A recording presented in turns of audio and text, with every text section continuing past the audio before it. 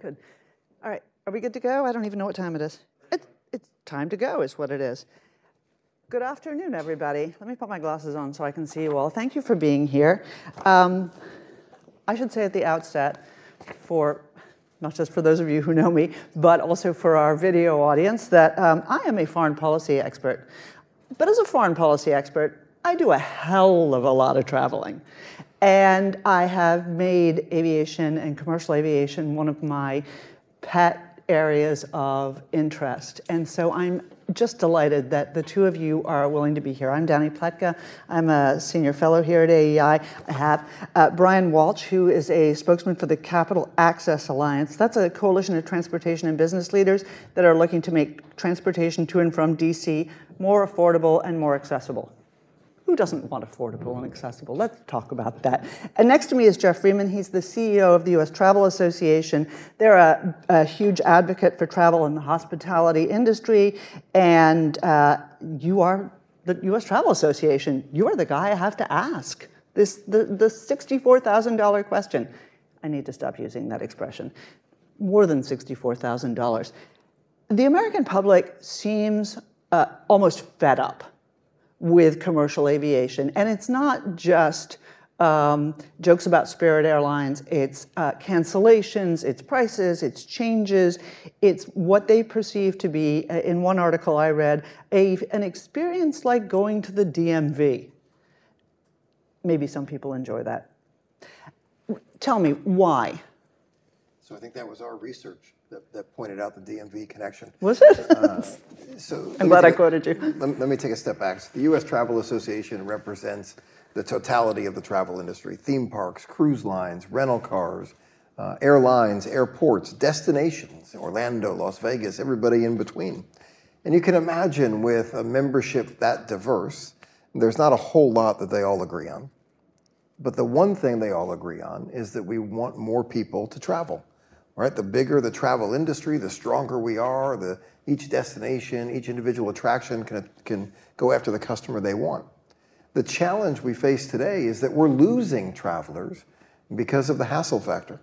As Danny mentioned, 6 in 10 Americans say that the experience of flying is the equivalent or worse than going to the DMV. So why do they say that? They say it because more than 20% of flights are delayed or canceled. They say it because of the unpredictability in the experience. They say it because they're smart enough to know that there's got to be a better way of doing this. Here we are 22 years after 9/11, and yet the experience of going through the TSA checkpoint really hasn't changed at all. Unless you have perhaps clear or you're in pre-check, which is about 35% of the traveling public. For 65% of the traveling public, the experience 22 years later is the same. Travelers are frustrated because they know there's got to be a better way of doing these things. But unfortunately, and here we are in Washington, unfortunately, Washington doesn't make it a priority. Here we are once again kicking the can down the road when it comes to FAA reauthorization. Here we are once again telling the traveling public that their concerns are not the concerns of policymakers. That's what creates the frustration. That's where the problem is. So what should policymakers be doing? We've got Congressman Graves following the two of you. You're setting me up for all of the questions that I'm going to ask him because he's obviously got FAA authorization on his plate. What should they be doing? Yeah, I think when we look at FAA, when we look at what's breaking down in the system, there are 3 areas that it really comes back to. One is staffing. We have 1,200 fewer air traffic controllers today than we did 10 years ago. Yet the demand to travel is greater, and we have fewer and fewer air traffic controllers. Another big issue is technology. We're still using the technology to fly planes that is ground to air radar instead of the GPS that every one of you has in your cars. The technology we're using to get our cars from point A to point B is more modern than the technology we're using to fly planes. And what that means is we are incredibly inefficient with flying those planes. It means that that's a big part of the delays that we experience. So it's one part staffing, it's one part technology, and the third part is about infrastructure. Are we investing in the system? Are we giving people a better travel experience? You know, if any of you have flown out of LaGuardia lately, They've done the almost impossible. They've made LaGuardia a decent experience. They've invested considerably, and a big credit to the airlines who have really underwritten much of that development that was done. They have turned that airport experience into a reasonably good experience. Now, unfortunately, not enough of us get to travel out of there because the FAA is discouraging people from traveling in the Northeast. They're cutting back on flights because they don't have enough air traffic controllers to handle the situation. So each one of these areas are critical needs for investment. And again, we have an FAA bill. To Congressman Graves' credit, the House actually did a very nice job with the bill. They made targeted investments in each of these areas. The Senate, on the other hand, is asleep at the switch on doing what needs to be done to give the FAA the resources they need. Well, that's the first nice thing that's been said about the House of Representatives in quite a few months. So I'm glad to hear it. So, Ron, let's talk a little bit about government and airports. One of the focuses of a fight that's been going on is congressional control over a whole variety of things, including something called the perimeter rule at Reagan Airport. Now, I don't fly often out of Reagan because I usually fly United because I'm usually flying overseas, and Reagan obviously doesn't serve those. But I confess to you, I'm not a libertarian about everything, but I am a little bit about this. I don't quite get what Congress adds value to decision-making about how far and where airplanes fly out of Reagan Airport. Can you help everybody understand this? Sure. So we actually did a poll on this, and among Northern Virginia voters, and even folks who live in Northern Virginia, where Dulles and Reagan are located, many of them weren't aware that this rule existed. And it goes back to 1966. Dulles had just opened. 35,000 people only lived in Loudoun County at the time. And so the feeling was, let's put this perimeter rule in place that limited long-distance travel from Reagan in order to help Dulles sustain itself. Make it our local airport. Now, in 1966, that might have made sense. Just to put things in perspective, in 1966, Bonanza was the top show on television. Frank Sinatra was big at the Grammys. The Soviets had just landed on the aircraft on the moon. So that's how old this rule is. And so Congress put it in place, and here we are nearly 60 years later, despite all of the changes that have taken place in the air travel space. 10 times more people are flying than ever before. Loudoun County's population has exploded to over 450,000 people. Fairfax County, where I live, went from 500,000 people to more than 1 million.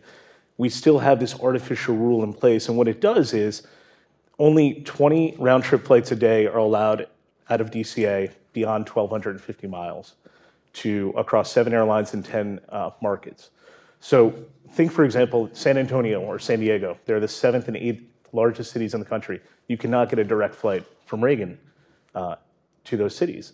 As a result of that, there's limited competition, limited choices, and higher ticket prices. the DC region has the highest ticket prices in the country among the top 10 metro areas.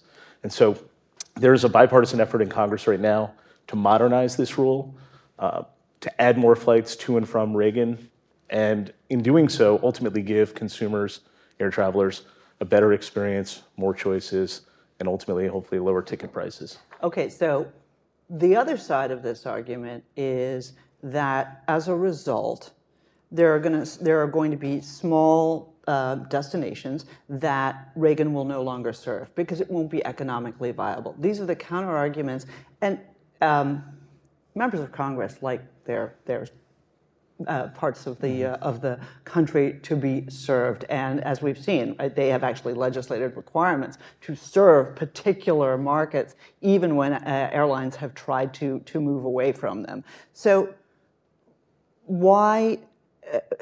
I'm sorry to make you argue the counter, but why are their claims not valid?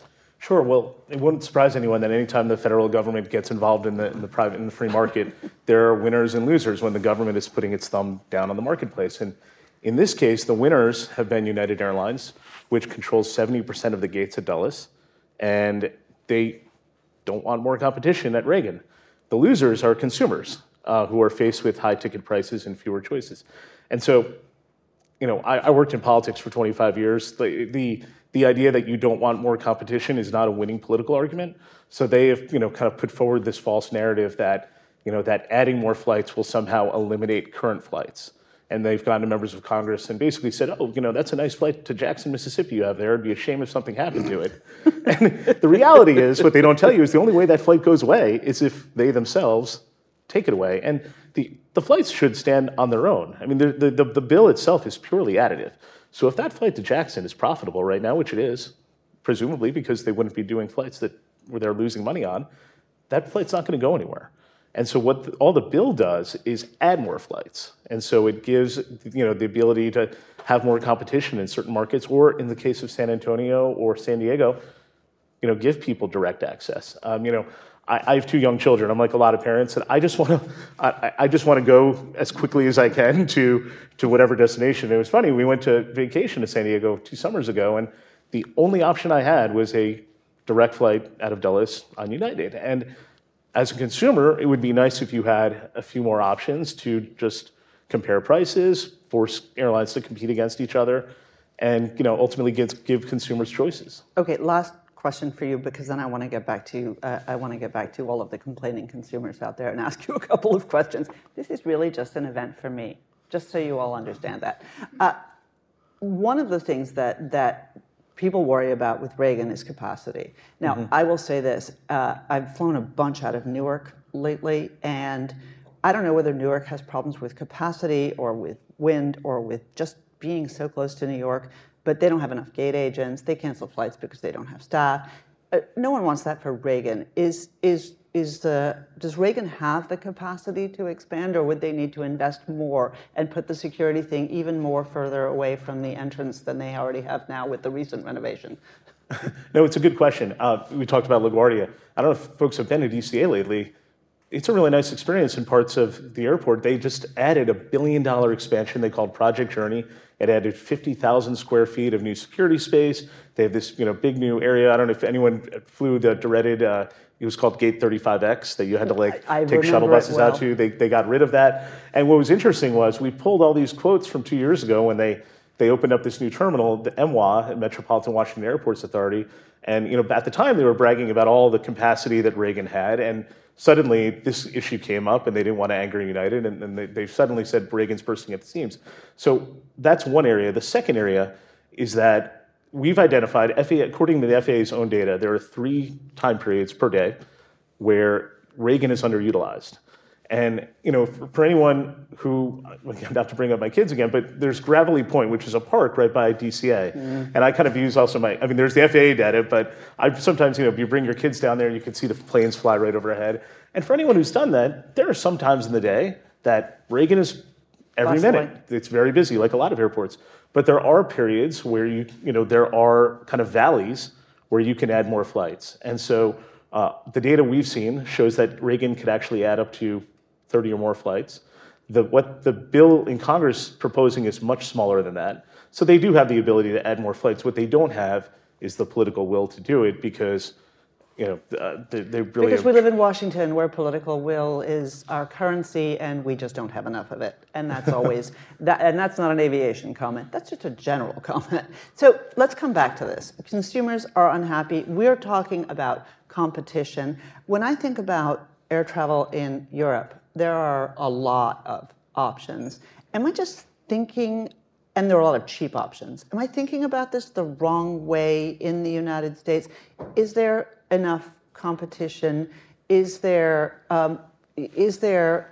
there things that would bring prices down, for example? We talked a little bit about this in the green room.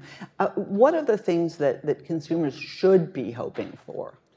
So a couple things about that. When you talk to consumers today regarding air travel, the cost is not their top complaint. Their biggest complaints are delays, cancellations, the unpredictability in the system. By our survey research, we see that travelers say that they're avoiding at least 2 trips a year because of the hassle factor associated with traveling. Business travelers alone, and this is where it gets really tough, I think, for the U.S. economy, business travelers alone say that they would take 2 more trips per year if the hassle factor weren't so great. Now they've got alternatives, right? They've got Teams, they've got Zoom, they've got other things they could do. Those 2 trips that business travelers aren't taking is $52 billion in spending. So when you talk to these travelers, costs ebb and flow. The truth is that the cost of a ticket today is cheaper than it was a year ago on average across the board. There are times when it's more expensive. There are times when it's cheaper. What isn't ebbing and flowing are the problems in the system. The things I pointed out at TSA, the things I pointed out with delays and cancellations, the air traffic control issues, those are the constants in the system that I think are letting travelers down the most. And while we've had a Department of Transportation that is so eager to focus on creating new fines and fees and ways, kind of populist ways to punish airlines, sure would love to have that zeal when it comes to fixing the underlying issues in the system. We don't need fines and fees for delays, cancellations, and other issues that are often outside of the airline's control if we solve these other problems. And it really comes back, so much of this comes back to just get the air traffic controllers we need, get the number of people we need in these key locations around the country, and that alone will fix many aspects of the air travel experience. Just so you see what he's talking about, and I love it when someone holds up a small piece of paper at the front so you have no idea what it is I'm actually talking about, but I'm going to describe it to you because Clara gave it to me. This is the staffing at air traffic control centers across the United States. So there's one that's overstaffed, two that are at 100%, and these are all of them. The big circles are around 80%. The little ones you see here are staffing at 20, 30, 40%. So Congress needs to, what, appropriate more money? So yes, we need the money for air traffic controllers, the training that goes into it. There are issues with the number of years it takes to train an air traffic controller to be ready. Obviously, and this is where we should have some degree of celebration of this fact, the U.S. has a remarkably safe aviation system. That is a great credit to all of the people involved, the FAA, the airlines, air traffic controllers, and everybody else who's a part of it. Safety should not be used as an excuse to not hire more air traffic controllers. It should be used as an excuse to be inefficient. We can have the world's safest aviation system and also a more efficient system, but that takes the investment in air traffic controllers that we haven't been willing to make. Again, credit to the House, which, as you pointed out, is so efficient and effective these days. Credit to the House, who passed legislation that would make a good dent in this need. The Senate has not been nearly as responsible in addressing these issues. Why? Do you have a theory? Well, we've got issues. I mean, my theory is going to be bigger. What people will tell you is, they can't agree on the rule with the age of pilots and with the number of hours that pilots need to be trained. Those are the issues of today. But the bigger issue is that members of Congress in general do not take travel issues seriously. So what backs that up? 20+% of flights delayed or canceled. I gave you that one already. 4 to 6 month waits to get into global entry right now because of the staffing that we have on that front. The Nexus program, which is the Trusted Traveler program with Canada, is something like 13 to 15 weeks to get into that. We've got 13-week waits, as everyone knows, to get a passport to get out of the country. I could go on and list issue after issue after issue, where the message from the federal government is that we do not take travel issues seriously. There's this sense it'll just happen. And what they fail to realize is the amount of demand for travel that is being stifled, the amount of spending that would be going on, the amount of jobs that would be created if we just got the hell out of the way and gave the traveler a better experience. But time and again, the message from the federal government is we don't prioritize these issues. And I mean, if we had one simple concern, it would be that. How do we get a government, Congress, an executive branch that prioritizes these issues in a way that they haven't before? Well, first of all, a lot of the bureaucrats who are actually, stamping the passports and doing the research aren't actually going to work. So that would be a nice place to start in Washington, D.C. Speaking as somebody who has a passport renewal coming up, I'm a little nervous about. You just put yourself at the bottom of the list? Yes, I know. I know people. That's really why we've got the congressman coming? No, that's not true. I promise. Well, maybe a little true. So, pilots. I keep hearing there's a pilot shortage. I keep hearing that we don't have enough pilots. One of the ideas in the bill that floated in one of the FAA bills was that we should not require pilots to have 1,500 hours. We should require them to have fewer hours. Simulators are so good, maybe they don't need to fly. Maybe we don't need them to retire at 65, maybe they can retire at 67. Are these, I'm betting you don't want to answer this, although I'm sure you have a good answer, but are these good ideas, are they bad ideas, or are they just Band-Aids? I'm not a pilot. I'm not an expert in pilot training, how many hours it takes. I don't know if at 66 you're worse than you were at 65, so I can't give you the answer to those specific questions. What I can tell you is that demand for air travel is off the charts. People want to travel. The number of people we see going through TSA every day is greater than we saw before the pandemic. We're not able to keep up with that demand right now, and we see that every day by what's happening in America's airports. It's just a fact. We can't keep up with the demand. It's what leads to the delays and cancellations. So if we can't keep up with the demand, the question to ask is, how do we solve for it? The 1,500-hour rule, the age of pilots are examples, I think, of getting creative here, and it's worth considering. And there's probably 24 other ideas right after that that are worth considering. I'll leave it to the experts to determine which one of these approaches is best. I guess what I'll say so far is we haven't even been willing to consider alternatives. We've been stuck with the same system. I'll give you an example of this. In Spain and the UK right now, they're looking at getting rid of the rules that you have to put liquids out of your bag. We're not, right? We're sticking with the same old way of doing things. So is 1,500 hours right or 67? I don't know, but I know there's a better way of doing this. And if we have the desire to think differently, to think more creatively, to give the traveler a better experience, I'm confident we can settle on 3, 4, 5 good ideas here that will change the experience for travelers. So Brian, I want to ask you about competition, because one of the messages that I hear in this argument about Reagan is that very common economic phenomenon, which is when you know the rules and you have the rules and they're complex, you like to keep them because you know how to navigate them, and it keeps all newcomers out, right?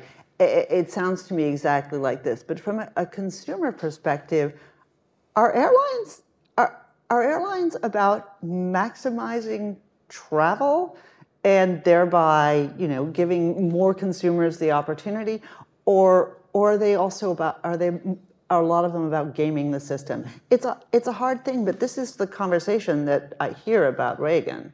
Well, I can just speak in our instance. Demand is off the charts.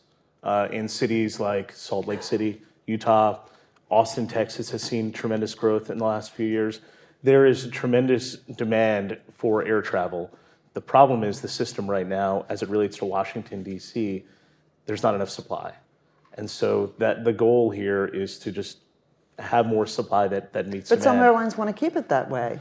They do, and I should have added at the outset, Ronald Reagan Washington National Airport is the only airport in the country that has a federal perimeter rule that restricts air travel. So, in an ideal world, we're just lucky. And again, this goes back to kind of an archaic rule in 1966. And so, look, change takes time, a long time in Washington. Our hope is that more folks will be attuned to the fact that more Americans are traveling than ever before. You have to have the supply that meets that demand. I'll just add that the other, not really the other side, I just think something we have to keep in mind. We've got a young audience here that may not be as familiar with this. There are times when the financial viability of airlines has ebbed and flowed. We need a strong, vibrant, financially healthy airline industry. We're seeing one that is increasingly healthy. What happens when you have a healthy airline industry? That too leads to competition, right? We saw Delta recently cover the cost of Wi-Fi.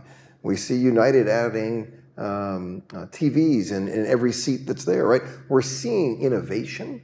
That too really matters. And I think we want to promote more of that. We get that with a healthy airline industry. So I think whatever decisions we make across the board, we've got to be careful. And I look at, again, some of these ridiculous fines and fees that we're throwing out there as if we can fine ourselves into a better system. We've got to be careful not to limit the ability to innovate. And as someone representing the travel industry, it's good to see that innovation happening right now on a daily basis. It is, but one of the results of deregulation was an explosion of competition, and there has been so much consolidation in the industry, at least that that's my perception. Maybe there are more low-cost airlines than I realize, but it does make you wonder whether another round of deregulation might be good. I haven't offered anybody to ask a question because I'm just rude that way. Does anybody have a question that they'd like to ask? Yes, ma'am. Say who you are, please. Hi. Wait, you want to wait for, do we have a mic? I don't think you need it because you're right close to us, but for everybody who's watching this online. Hi, my name is Catherine Camberg. I'm a research assistant here at AEI, and I'm curious. I know one of the greatest frustrations is going through the TSA lines, and you said something interesting about in European markets they're looking to get rid of the restrictions around liquids. I've heard the TSA lines referred to as security theater. In your minds, how much of that process is necessary, and where could improvements be made to benefit the consumer experience? So first and foremost, a credit to TSA, and that we look at what's happened since 9/11, and we have not seen any incidents of that sort or anywhere close. TSA is doing something right. Obviously, when you look at the number of weapons they confiscate every year, it's remarkable what travelers try to bring through. That's the one hand. The other hand is there's got to be a better way of doing these things, right? Most recently, we've seen TSA roll out new CT machines that in certain airports around the country have considerably slowed the process of getting your baggage through. Tell us. We have seen it yes, and it has become something that is of immense frustration to travelers.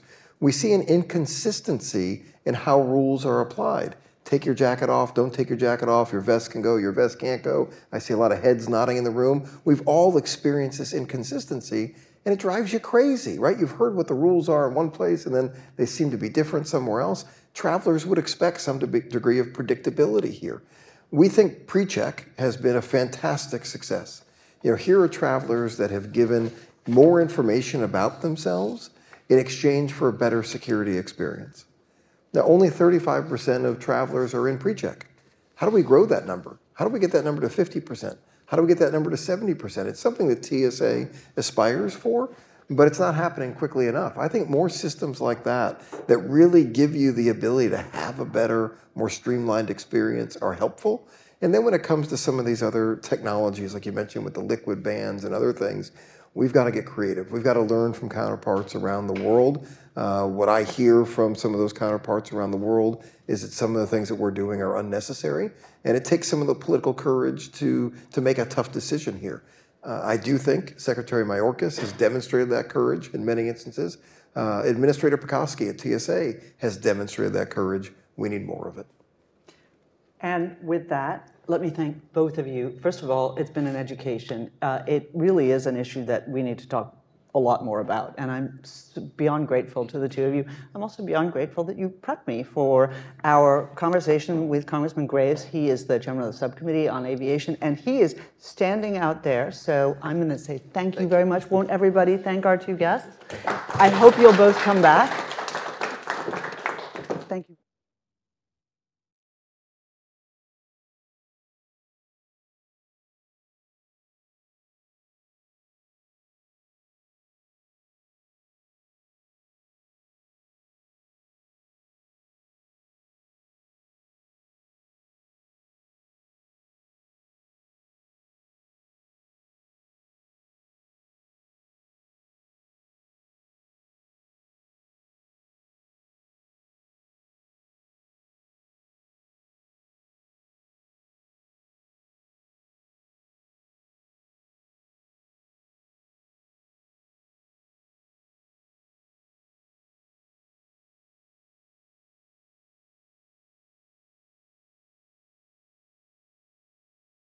You all know who I am. Let me introduce.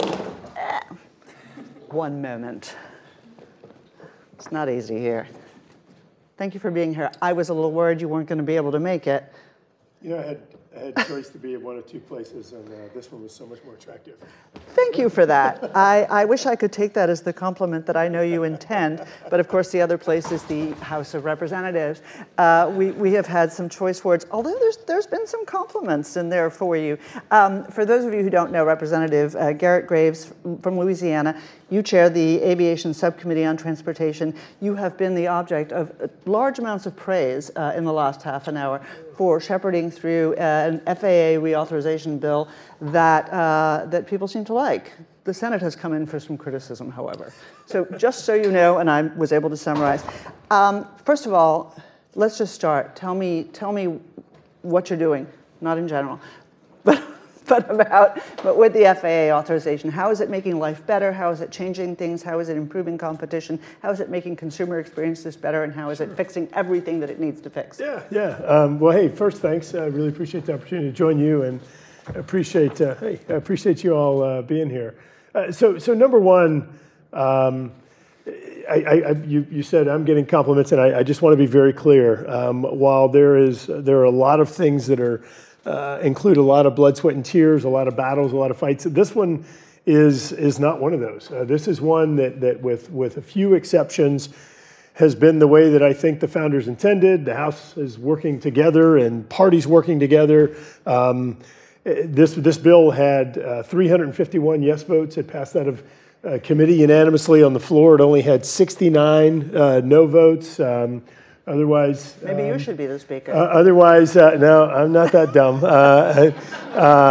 Otherwise, 69 confused people. But look, I mean, seriously, in this environment, when things are as contentious as they are, to get a bill out with 351 votes, and while this isn't a metric of success, I do want to make note the bill's consequential. It's 928 pages of text. That's not, naming post offices and things along those lines. This is real. So what does it do? Look, one of the first things it does, and it's the thing that I like to talk about the most because it's something that affects every single one of us, it works to improve the passenger experience. And that's really what it focuses on. Because, all these people talk about, you have the advanced air mobility and reorganizing FAA. But look, let me be clear. The intention of this bill is to improve the passenger experience, and that is really the tip of the spear on this legislation. There are a lot of ways that it does it, and I'll go through and talk about some of those, but that was really the major thing that we were focused on. And I'm sure that every single person in this room has a story they can tell about some nightmare scenario. And oftentimes, all of your angst, all of your frustration is focused upon, ABC airline. They were the ones, because that is who you have the interaction with.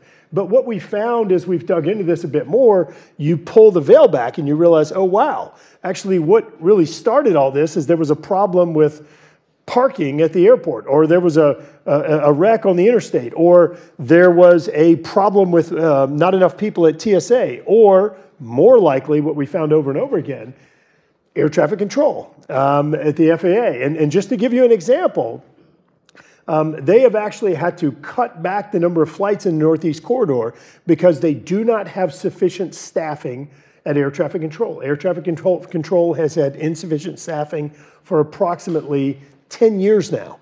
And so I'll say it again. So what does that mean? It means they've actually had to cut back the number of flights in the Northeast Corridor, which means less competition, less options, higher prices. And so none of this is good for consumers. The technology that they're using is antiquated technology. The former chair of the Transportation Committee, the FAA has a program called Next Gen, which is their next generation of technology, but they've been trying the next generation of technology now for over 20 years and haven't quite been able to get there. And so the former chairman used to call it Never Gen because he's, we're never ever going to implement this. And so it's unacceptable that we're using antiquated technology. It's unacceptable that the lack of staffing in air traffic control is causing all of these problems. But again, front-facing, your interaction is with the airline. And so that's where your frustration is targeted. But there may be all these other things behind the scenes. So we work on all of those. We work on everything from trying to ramp up the air traffic controllers and making sure that we focus on quality, but we have a sufficient number. We focus on doing a better job implementing this new technology to where when you get it in place, it's actually pretty current technology, not implemented implementing a technology that you've been trying to acquire for 20 or 30 years now, and is insert number, 1990 technology. We actually reorganized the FAA, and this is important because the FAA is really established. I'll throw out a number, and anybody can throw out their own number, but I would argue that it's probably a 1980s type organization. And think about this, 1980s, and again, I'm kind of pulling numbers out of the air here, but 1980s, you were maybe kicking out one, large Boeing airliner a week. Now we're doing 50. You are looking at a scenario where we're moving into advanced aviation, advanced technologies, where you're going to be kicking out 5,000, 10,000 drones a week. And again, we're organized for one. And so we come in. We haven't had a FAA administrator now for over 2 years, and so coming in and trying to provide better continuity. We've lost 75% of the senior executives at the FAA in the last 2 years. And so just trying to come in and reorganizing, looking at new technology, looking at safety and certification of systems, looking at actually implementing or putting regulations in place, because you still have provisions of law from 2016 and from 2018 laws. Say that again.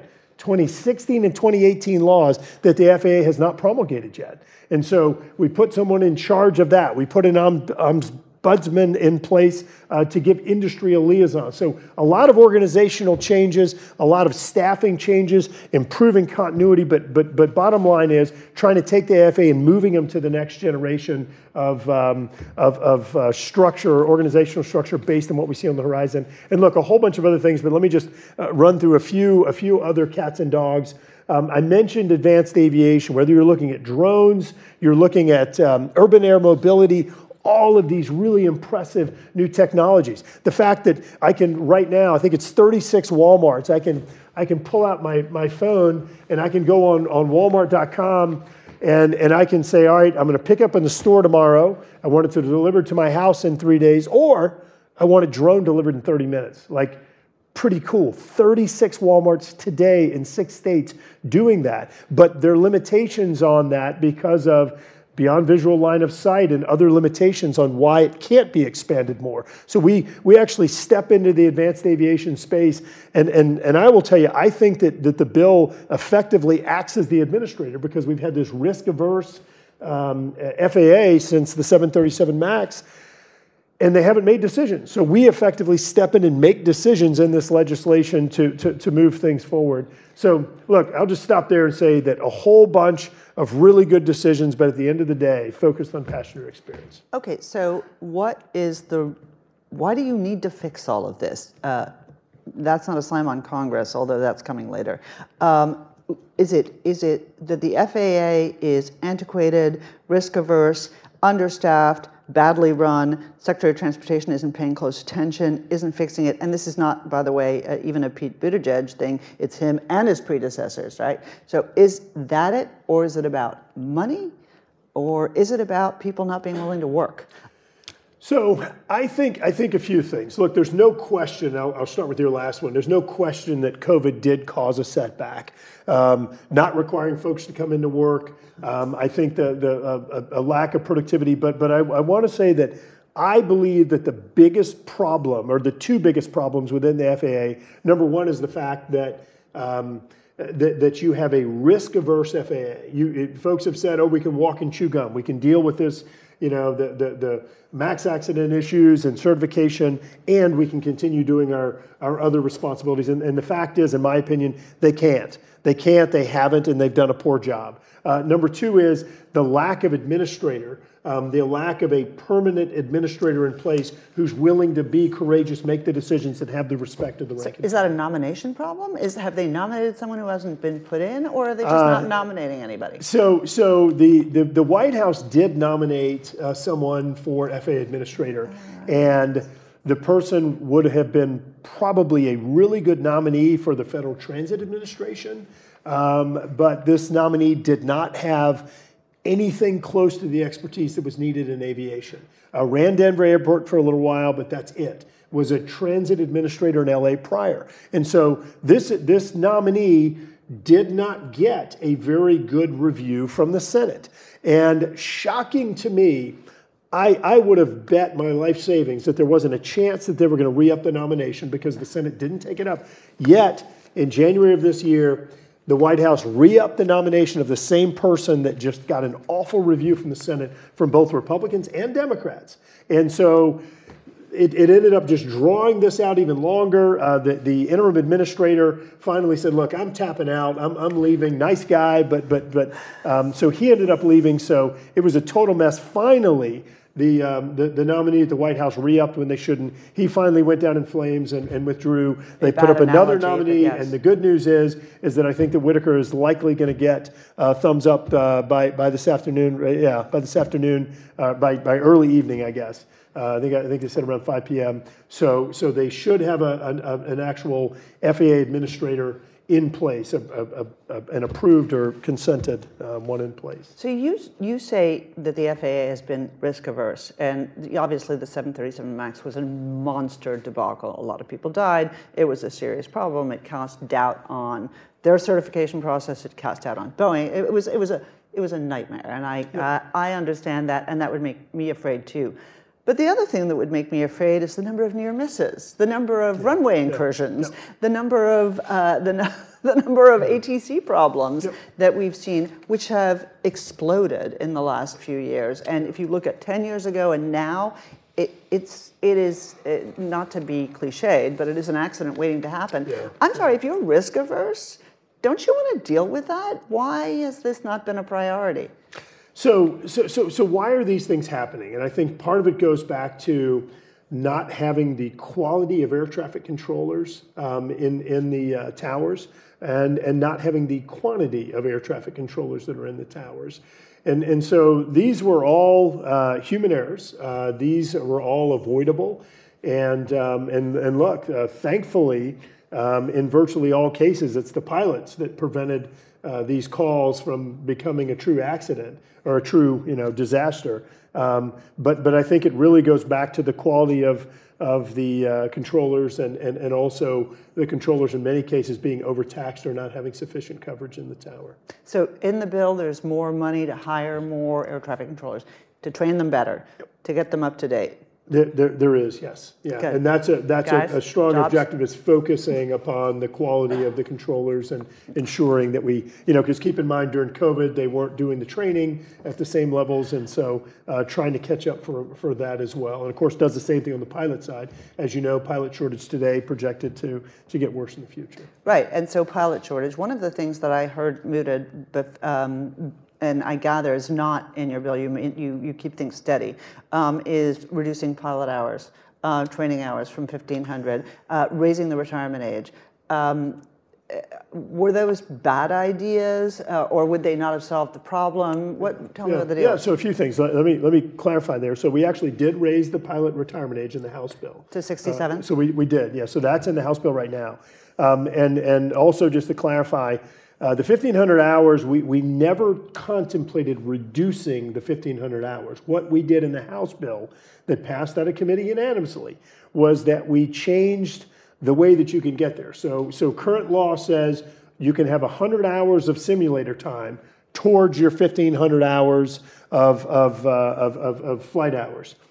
We changed it to say you could go from 100 hours of simulator to 250 hours. Now, let me explain why we thought that was the right move.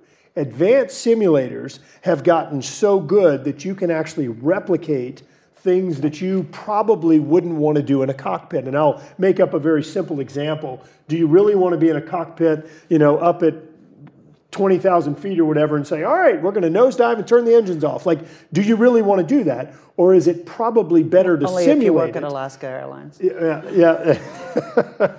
Ouch. Who is currently indicted with 82, 83 attempted murder charges. And being on drugs while in the cockpit. Well, details. No, just unbelievable. I mean, it really is. That is unbelievable. That's like a movie. But in any case, so we believe that the advanced simulators would actually improve, and I want to be clear on this, would actually improve the quality of the training, because you can simulate different types of experiences in the simulators that we think would work better there. And these simulators are not your old school games, video games. These are really, really advanced cockpits and very, very real experiences. And so we did try to do that. Now, what happened is there was a group of folks, largely tied back to the Colgan incident, that got together. And look, this is going to be harsh, but also candid. I believe that their motivations were more emotional rather than based upon facts and data. You can look at the Colgan report that came out in the accident. It did not cite simulator time or anything along those lines as being a factor in what contributed to that crash.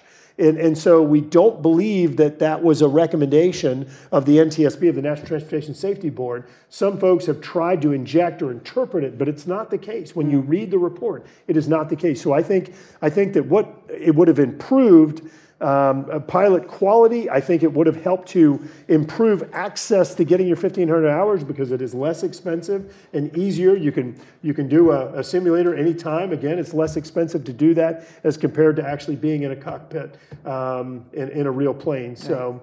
No, that makes sense. But again, that was reversed. So the House bill now went back to 100 hours, which is the same as current law. Oh. Is that right? That was, so when it passed at a committee, it allowed you to go from 100 to 250 hours of simulator time, but on the floor there was an amendment that offered that brought it back to 100, unfortunately. Well, democracy at work. So I'm just asking this for a friend. You're talking about next gen, never gen.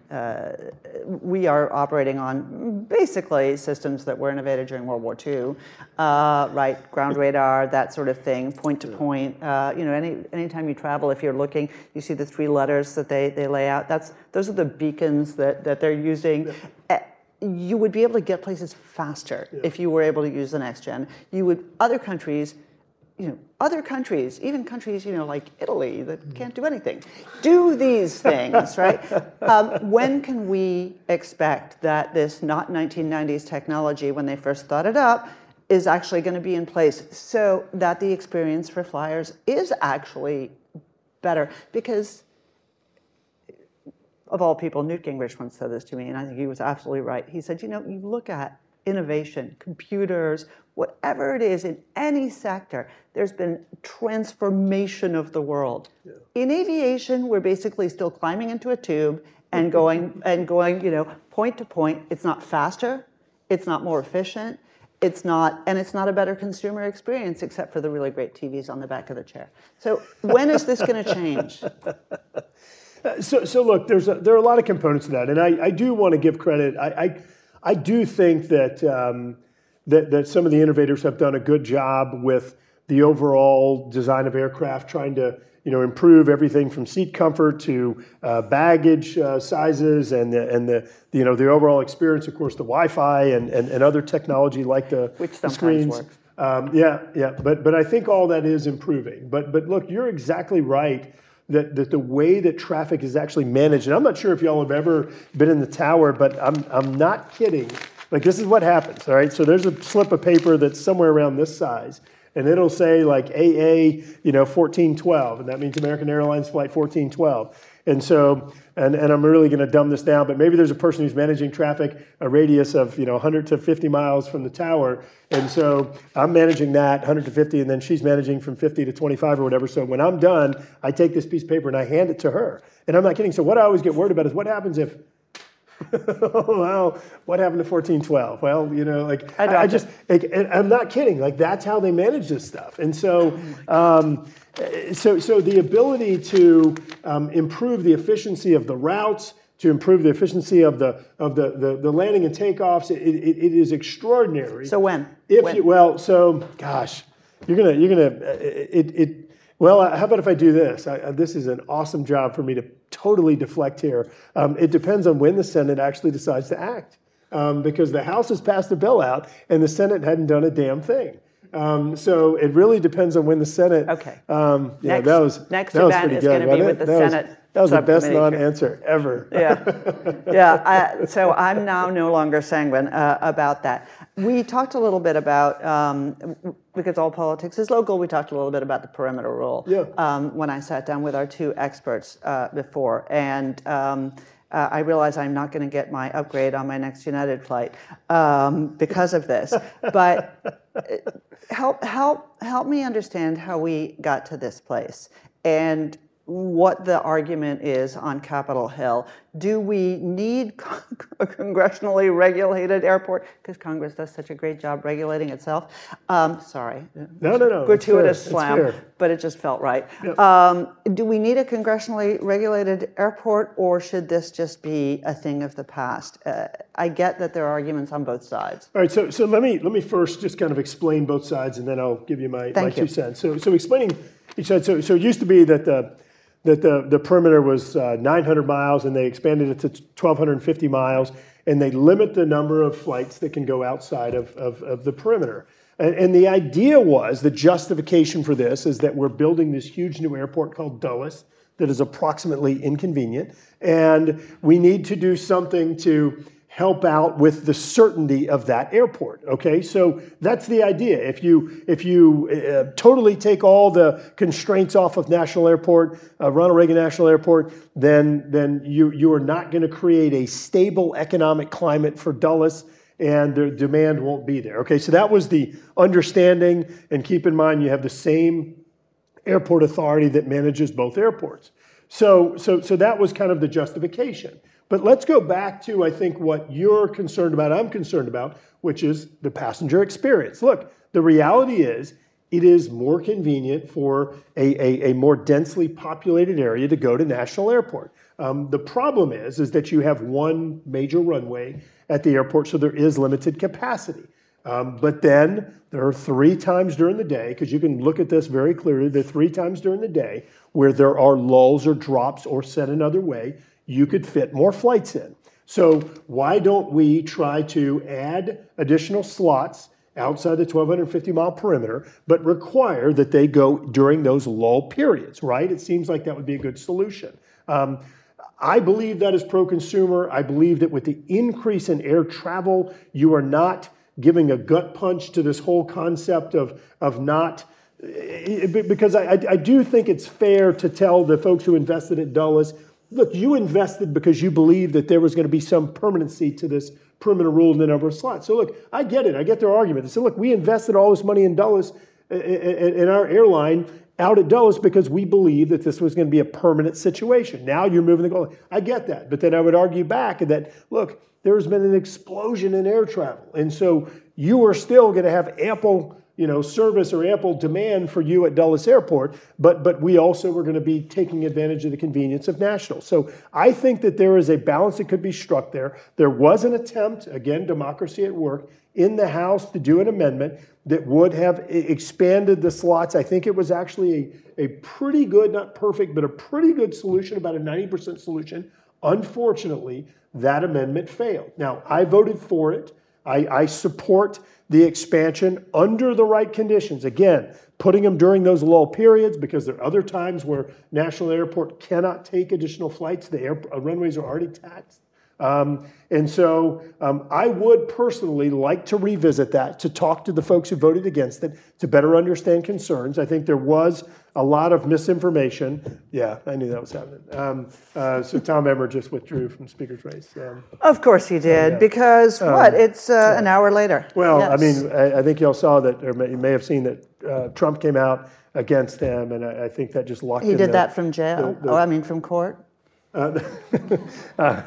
So you had somewhere around 24 to 28 people that either voted no or voted present or whatever, voted for another candidate, voted present, and so it pretty much Trump locked those votes down. So how do other airports decide when to apportion flights? Don't they just like grown-ups do it themselves? They do, but I want to go back to kind of the original, right? The understanding, the understanding of the relationship between Dulles and National. But let me just say it again. I voted for the amendment. I'd vote for it again tomorrow. And it went through. I would personally like to revisit the issue. It would be great if the Senate could get off of stuck, move their bill, and maybe they could propose a solution. That way, in a conference negotiation, we could revisit this to determine if there's a way to strike a better balance. Okay, so we have a question from the audience, and sometimes they come in on the iPad. I'm not actually messaging with my husband or kids. Well, not right now anyway. Gavin, who clearly knows more about this than I do, says the FAA authorization bill instructs the FAA administrators to set hiring targets for new controllers to be the number of people that can be trained at the FAA Academy, and notes that it's section 314B. Do you need to run away? That's Marty. Can you just double check? Okay. Yeah. I'm supposed to be in another room right now, but I told him I didn't want to be there. Okay. Yeah. So you were asking about. So why? If how many controllers can the FAA Academy? This sounds like a choke point. And does that? I mean, that sounds like a huge bottleneck. In other words, if it's only the number that can be trained, then how are they going to increase the number? And then I don't understand. So look, I noted one, you had a delay or a slowdown that occurred during COVID. Number two, I noted that you actually are restricting flights, limiting the number of flights up in the Northeastern Corridor. You have some towers that are at about 50% capacity, or they're hitting 50% of what the targets were for those towers. So what we're doing is we're making investments in air traffic control, trying to increase the number of folks that can go through and training, and trying to increase frequency of training to where we can hopefully get caught up. So that's the objective here, and we're going to continue focusing on trying to again, increase the number of controllers as well as increase the number of pilots. Right, incremental improvement is better than nothing. Yep. I have, because I've used up all the time typically, I have time for one question if somebody, I can see you. If you would like to ask a question, just wait for the mic. Please do let us know. Oh, I meant the lady. Ladies first. If you're succinct, however, we can take both of your questions together. I will be quick, I promise. Oriana with Politico. We know that the Senate has gummed up the FAA bill. It has not moved. The House obviously passed it, as you spoke about. I know some senators have said that they really don't want to weigh in on the pilot training rule right now with the simulator debate until they get more information from the FAA, which is now doing an aviation rulemaking committee study. They've insinuated maybe they'll wait for that study, but as we know, the FAA takes a while for all of this. Isn't this just ultimately going to punt the FAA bill and get multiple extensions? I mean, what's the frustration there? So, would you be nice enough to put the two questions together? Absolutely, yeah. Because I know you have somewhere to be. Yep. Pass the mic along and ask quick. Hi, my name's Cooper Moore. I'm with the Young Leaders Program at the Heritage Foundation. I just had a quick question. We obviously know what the House is doing from for a policy perspective and what the goals are. But as far as the executive branch is concerned, what is Secretary Buttigieg doing in terms of aviation control? Because we know he's a fan of more ground transportation, such as rail and buses and trams and stuff like that. So what is he doing to kind of rejuvenate the aviation policy spectrum? Yeah, great. Two smart questions. Yeah. So first on the issue in the simulators. So look, the easiest thing to do if you don't want to act is to ask an agency or someone to study something and kick back recommendations to you. I think that's really a delay tactic. I think that the Senate needs to act immediately on the bill. I think that they should actually start, and a little pride and authorship from our team of the big four here, but our bill passed out of committee unanimously, again, got through the floor with 351 votes. In this polarizing environment, it's a really good base text to start from. I think it could address a lot of the fights that they're having, and you could simply allow democracy to work, even though I'm disappointed in two of the amendments and how they fared in terms of reducing the simulator time back to 100 hours in the House bill. That was a floor amendment, as well as the the floor amendment on the DCA slots. But take the House bill and allow that to be your base text and allow democracy to work. Go through the amendment process and see where members are. I want to be clear, we're talking about advanced simulators. These are newer technology, very, very real. I think that it is a good solution. Look at Dan Elwell and others that have come out and said that additional simulator training and not reducing the 1,500 flight hours is an appropriate approach to this. I think that there's all sorts of experts and studies that have shown that this would actually improve safety, not reduce it. And your question in regard to FAA within this administration, look, I'm going to be really candid. I don't think that aviation's been a priority. I don't, and I think that's kind of where you were going with your question, Cooper. I think that the fact that they renominated Phil Washington, the guy that I talked about earlier, like, I think it was a mistake. I do. I think I was shocked that they did that. The guy got an awful response from the U.S. Senate, and they go ahead and put him back up. All that did is take us from January till now, October. It just wasted 10 months of time. If they had read the writing on the wall, they would have put a new nominee up in January, and we would be 10 months further along right now because the Senate was really open to considering a new nominee. I think the Senate saw the urgency in getting a permanent administrator in there. So I don't think aviation's been a priority, and I think that's really, sort of the lack of putting a real nominee up is indicative of how they regard aviation. Now, as you know, with the near misses and air traffic control problems and others, the Secretary has been forced to focus on aviation, but I don't think it's something that he has willingly come to. I think I've kept you a couple minutes over, saved you from the place you didn't want to be, but I'm willing to bet that they want you to come back. I wish every member of Congress was as cogent and persuasive as you are. There are lots of great ones, but Thanks. this was There really are. There's some good people. Fascinating conversation. Yeah. Thank you so much for being here. Thanks to Brian and Geoff. Thank you to Clara and Chris. Gavin, and we have Maggie, Hunter, and Julie that are all here as well. Who helped us pull it together. And thanks to all of you for letting me ask all my questions. I'm very grateful. Thanks. Thank you for the invitation. Thank you all very much. Appreciate being here.